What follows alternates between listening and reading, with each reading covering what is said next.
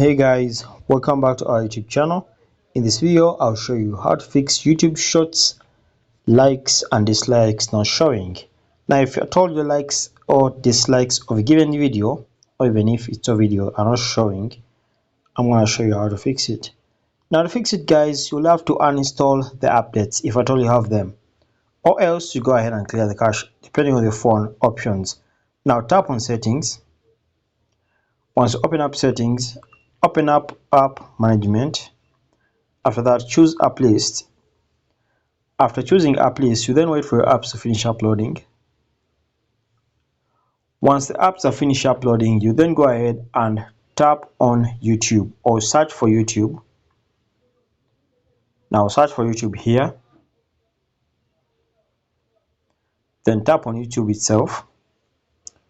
After that, you can tap on these three dots over here and then choose uninstall updates. Once you tap on uninstall updates, you then see your likes displaying. Thanks for watching.